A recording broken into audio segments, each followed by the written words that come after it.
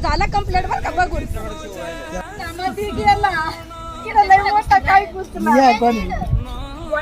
अर्धा गेल्यावर पाहिलं का मध्ये? ते रिटर्न निघत होत ना. हा हा. मुलाकडे चालला होता म्हणून खाल्ली मी.